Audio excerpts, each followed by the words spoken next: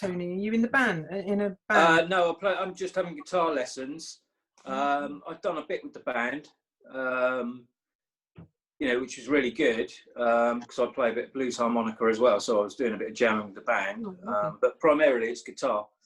Was that with R&B band? Was that? Yeah, R&B. Yeah. So So that was good fun. But yeah, no, at the moment I'm just focusing on guitar really. So yeah, it's really good. It's been really, really good. How long have you been doing guitar? Well, with Igloo, probably about nearly 2 years, I suppose, getting on. Okay. Yeah, so quite a while. Yeah, I started out just wanting to do a few songs, but it's kind of evolved, and I've started writing my own stuff and kind of thing. So hopefully, there's going to be a song on the CD. Wow! Something to look forward to. Yeah, Have you had songwriting lessons as well then, or is that something? Not really. I mean, I just sort of I just write a load of stuff down in a notebook when it comes. It's like you usually have some inspiration when you least expect it. When you're in the middle of Sainsbury's or something or whatever. Yeah. I quite often wake up with stuff in my head. Yeah. And I'd quickly write it down. I'm not quite sure where it's appeared from, but. No, I totally agree. Yeah. And then it sort of evolved from that really. And then I did a song course with Dee. Yeah. That was a couple of weeks ago, like half a day of songwriting stuff, which was really, really useful. Learning how to put words. The biggest problem I find is putting the words to the music. So you can come up with a riff on the guitar, but then putting the words to that and getting it to match is really tricky. So so that was really useful. But yeah, no, I'm loving it. I'm really enjoying it. This blooming lockdown's a pain, but hey, Oh no, I know. We're all still doing it, aren't we? Yeah, absolutely. Yeah. Imagine if we didn't have Zoom. God. I just can't even imagine. I really cannot even imagine. No. I mean, those first couple of days before the last lockdown, when we did, when we weren't quite sure what was going to happen. We didn't know what was going to happen, did we? No. Yeah, the thought that, I mean, at that point we were being told, it was 3 weeks or something, weren't we? 3 weeks lockdown or something. But even the thought of 3 weeks without Igloo was a bit like, oh my God. I know. It's kind of like, no guitar lesson. No. I know. It's terrible. It's one of your first thoughts, isn't it? But it is. And it's, I rely on it to be kind of my time. And, I mean, Kate, I've got 2 youngish children. So that's mad in itself, that is. Absolutely. And I really need that bit of time, don't you, to do your own thing. Yeah, I definitely do. And I think actually by going online, although it's nothing like being face to face, and it doesn't replace it fully, but it has meant that the children have appreciated what I do and what I get from it. I think because they've been a bit more involved, they've actually realised that it means a lot to me and what I get out of it. And, I can hear them going past the bedroom, like humming the songs and stuff. And I just think they've got a bit more involved rather than think, oh, mummy's going out. Like, it's a bit more like, oh, I've said to them, I'm going singing, and I've given her a kiss goodbye and like gone in the bedroom. It's all a bit random. And you come out again in a really good mood, probably. Absolutely. Absolutely. But hopefully you can pass that on to them as well. That love of music, because it doesn't. Yeah, I really would. I would love that. I would love them to understand the benefit of that. Really. I've tried to do that, but they've never been involved enough. They've been to gigs and seen me perform and stuff, but they've never been involved in the sort of nitty gritty of the practice side of it. And because quite often I find I'll be playing something on the guitar and it doesn't sound like anything, and then you start playing with other people and this gets added in and somebody starts singing and somebody plays a bit of bass or something, and it all starts coming together and it starts sounding like music. Because I'm guessing you guys are in the choir. Yes. Yeah, it's quite I assume that must be singing quite on hard. your own at home. Sorry? Yes. It's quite different singing on your own at home. Yeah, absolutely. Definitely. I can't sing. I wouldn't even attempt it, believe me. I've tried and failed badly. So give us a note. Give us a little note. No, trust me. I don't think my iPad screen could take it. You sound like a prime candidate for the choir, really. Absolutely. We all feel like that, I don't we? would say not. we need more men in the choir. But I don't think so. But yeah, it must be quite difficult being in the choir because it's such a group thing. and obviously you can't all get together. That's I mean, at least with a band, you can sort of, you know, one of us can be on an instrument and you can be sort of distance away, and there's only sort of 2 or 3 of you or whatever. But with a choir, it must be quite hard, especially at Christmas and stuff, because I've seen all the stuff you guys do at Christmas. And that it must be really tough not to be able to do that. It really is, yeah. We've managed a few distance meetings with sort of half the choir at a time. Yeah. Recently, but yeah, during lockdown it was really dependent on Zoom. Yeah, I know. It's a shame, but at least you've got that. Yeah. Exactly. You know, it's the first time I've used the Zoom, to be honest. I use Skype with Chris, obviously, from a lesson, but yeah, it's quite good. I should imagine it's quite hectic when you've got about 10 people on it. Yeah, we'd all just tend to mute, don't we? When obviously when we sing, one of the first Zoom things we did, I can't remember what it was now, but like loads of us were online, and I was just crying with laughter because it was just so funny because everyone was trying to sing, and no one, like, because of all the delay and stuff, it was just insane. Yeah. Like, and I remember thinking, oh my goodness, if it's going to be like this, I just don't know, like. How my it's like anything, you've got to sort of bed it in and get it used to using it. And but I think it's good. I mean, music's definitely a therapy for me. I don't know about you guys, but definitely. I don't know if I could live without it. I mean, I've listened to it all my life, so you know. I used to go to a lot of gigs, and I'm fortunate enough. Our youngest, he's a drummer, and he's studying music at college. Wow. How old is he?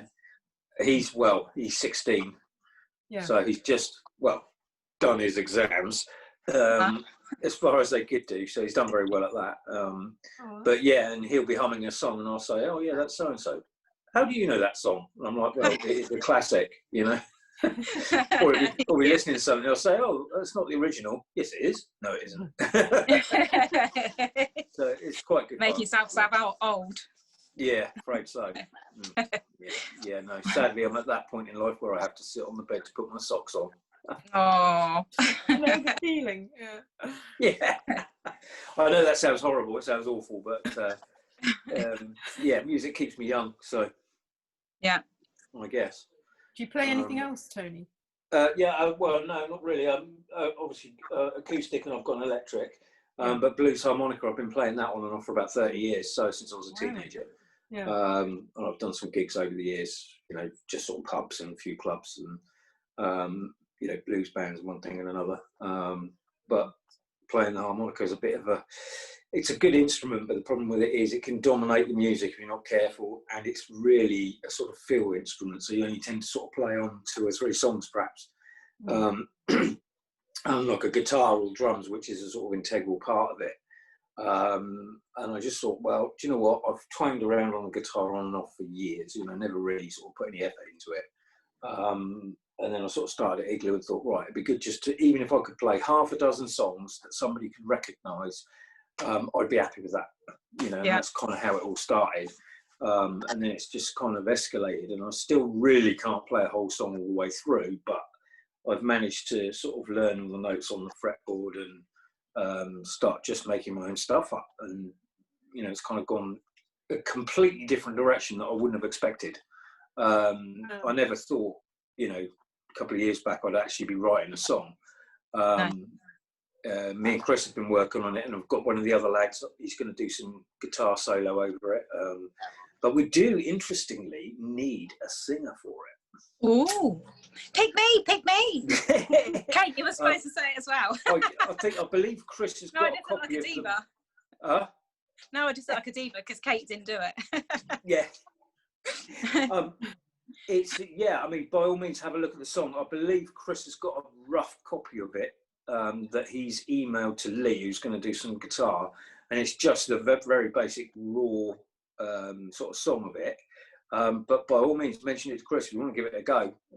More the merrier, as far as I'm concerned. So please have a word with him. When I speak to him, I think I've got a lesson this weekend. Actually, maybe I'll mention it to him and get the lyrics sent over to you. I mean, they've probably got an idea of who it would suit, and well, I don't know because I've not heard anybody's voices, and we were sort of umming and ahhing whether it would be best to have a woman's voice or a man's voice. I can't do a man's voice. No, strangely, I didn't think you'd probably be able to. No. I've had some good singing lessons, but I haven't mastered man. Yeah, those deep baritone notes, probably no. No. But yeah, you're more than welcome to have a look at it if you want to have a. I'd love to see it anyway. We learn by ear. Yeah. Some people can read music, can't they? You know. Yeah, I can't read a note. It always looks like spaghetti to me. So Tony, when you write a song, how do you sort of put it onto paper then? Well, I just sort of I usually get some sort of rhyme or a quote or something that just pops into my head randomly, and then sort of it kind of goes from there really, or I'll pick up on a theme that's kind of all built around that. And so I sort of started off with that idea and then just came up with the odd lyric here and there, and it was kind of all over the place, and you just sort of pick out what you think's going to work and what you think isn't, and what's. And do you work on that with Chris in your lessons as well? Yeah. Brilliant. So, you know, gradually my knowledge of shapes and notes is expanding. You know, whether you use a minor or major key, depends on the mood of the song. And just by changing something like a G, which is quite a happy chord, if you make it a G7 or a G minor, you just give it that little bit of tone in the song, and it can change the whole shape of the song. It's quite... there's a lot more to it than you think, but it's also a lot simpler than you think. Just 2 or 3 chords is enough. But songwriting wise, I've just got this little notebook, and anything that comes into my head, it sits around the house, and every so often I'll pick it up and write something down in it. And then every so often I'll flick through it and think, oh yeah, that'd be a good idea. Maybe I should expand that or not expand it. It goes from there, really. Sometimes it's surprising, isn't it, when you jot these things down and then just kind of walk away, and then you can go back to it weeks later and think, oh, that was really good actually. Like, that was a bit rubbish. yeah, that as well. But yeah, I know what you mean. I've been writing some children's songs because I run music groups for children. So I've been like scribbling little bits down in books for that. So that's something that DL's been helping me with, to do that. Yeah, it is tricky. Did you do the songwriting course, or? I haven't. No. You should. Obviously, we've done songwriting with the choir, and I absolutely love that. Yeah. It's amazing the processes that DL puts together that just kind of get us all working together, and just, I don't know, somehow, you know, you can sort of think of a theme, or, you know, we were doing seasons, weren't we, at one point, and you know, you get to that point where you're a bit stuck, and then DL's just got these amazing sort of techniques to kind of get our minds thinking. And it's amazing how it comes together. You just need that little trigger to, especially I think working in a group together, trying to you know, bouncing everybody's ideas off each other, and everyone's got a slightly different take of how they think it interprets it, I suppose. Yeah, it's quite amazing how people perceive things, and they get a different take than you would.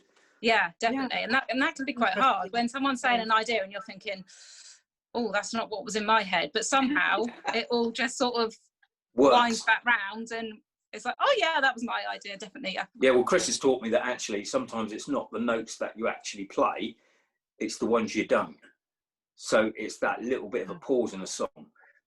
And it's really weird when you kind of start playing music, you listen to songs in a different way. So you'll be listening to the song, and then you'll hear suddenly there'll be a 1 beat pause, and it just makes the song, just because of that note they didn't play as much as the ones they did. So yeah, absolutely. Yeah, you probably find that with singing as well. There's certain songs that you sing, and then there's a bit where it just either tapers off, or there's a pause before it starts again, and it just builds that. Yeah. I don't know what it is. I guess that emotion or whatever. Yeah. Yeah. So you don't play any instrument? Lots of layers. Sorry?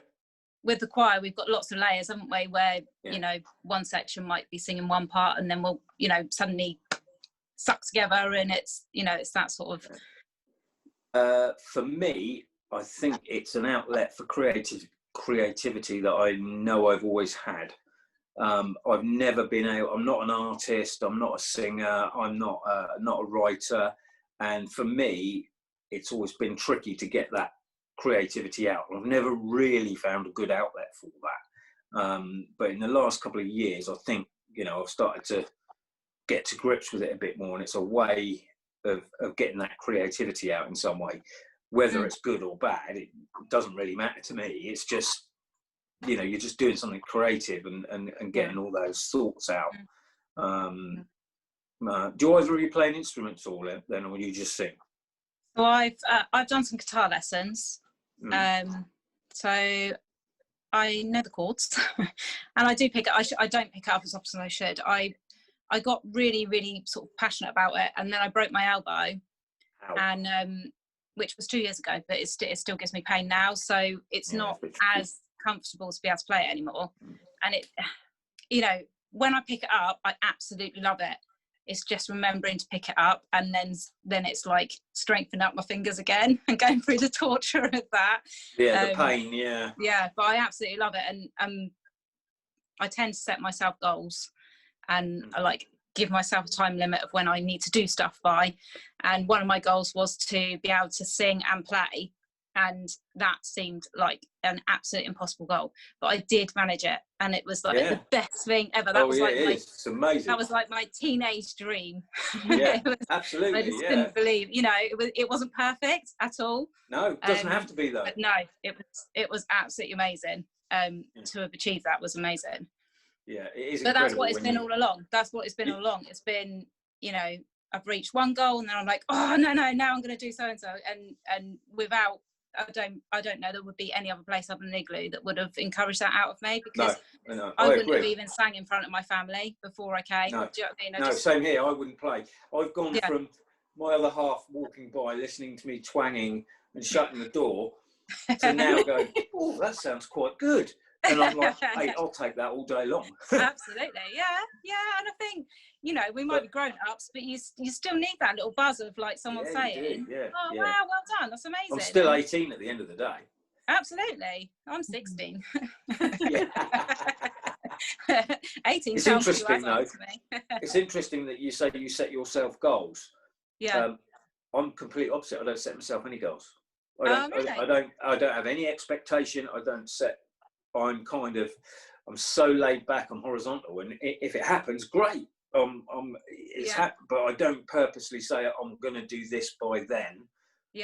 I just kind of let it happen, and actually, I think the reason I found songwriting so good is it's just happened. It hasn't sort of. I never set out to do that. No, you didn't put yourself under any pressure. Yeah, exactly. I've just let it take me down a meandering path, and I kind of ended up where I am. You know? Yeah. I think confidence-wise, I had to do that to get me out of my comfort zone. I think. Yeah. I mean, I had no intention of ever performing or, you know, any of those, joining a choir or a band. I just had no intention of doing any of that. It's only, you know, sort of seeing other people achieve it and thinking, oh, do you know what? I'd love to do it. I never want to be in that position where I'm sat there thinking, oh, I'd love to do it, but I can't, you know? Yeah. And, you know, I've stood on stage and messed up my words and nearly died of fright, but it's the feeling of it afterwards. What a rush. Absolutely. And so many times I've sang, come off like a nervous wreck, and then thought, oh, I just wish I could go back on now and do it again, because I'm ready. Now I'm ready to do it. And it's a rush. Although I still get nervous, it's that feeling that I can actually go on and enjoy it now. Absolutely. Even though it's terrifying, but it's not that sort of, oh, do it quick and get off and like run away. Yeah, I know. It takes a lot of guts, and people actually don't realise how much guts it takes to play in front of people. And it takes a lot of courage. Isn't it?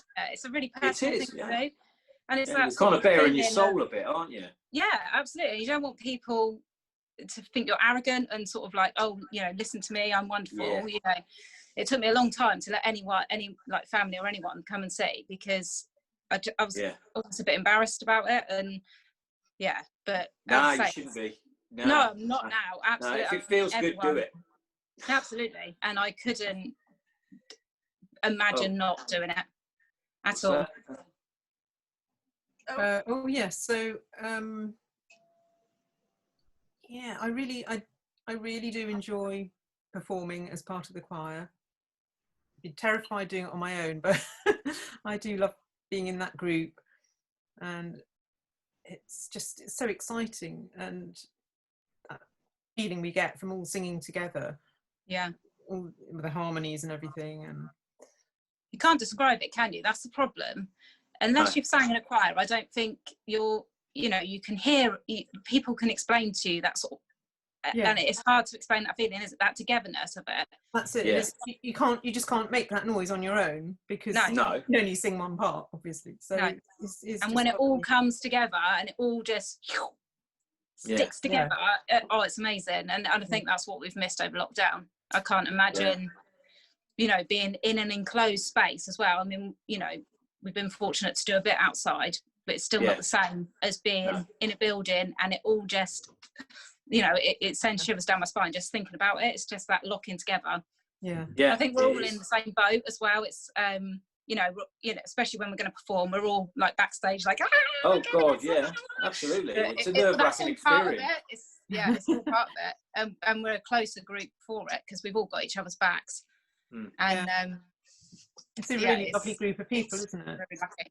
Absolutely, but that's what makes it special, I think, is that everybody's in the same boat. And I think most people get into music for similar reasons, because they love it, and they love music, and they love the way it makes them feel, and they kind of want to try and express that in a way that they can do that, whether it's in a choir or a band, or whether you just play on your own, or whether you play ukulele or drums. I don't think it really matters. I think it's that feeling of I don't know what the word would be, community, I guess. I don't know. And just being that part feeling of something, isn't it? Yeah, absolutely. Yeah, and not being judged. It's not like being at work where you're constantly, there's an expectation, and you're doing it because you want to do it, and you love it, and that's, I think, what makes the biggest difference.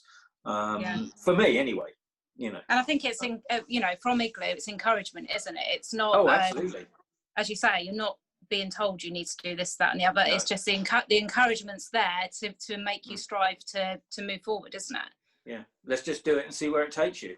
Now there's a good night, and now that's a line I should write down. Do you know what I mean? That's what pops into your head. Every so often you'll just spit something out, and I'm gonna write that down. But I mean, it's been brilliant ever since I started at Igloo. So it's I don't know. I just really enjoy it. It's just great fun. It's the only hobby I've got. I mean, I don't go down the pub anymore. Done all that. Been there. I've been fortunate. I've travelled a lot and been a lot of places, and this is really the only thing I do now. Really, is sort of play music. Really.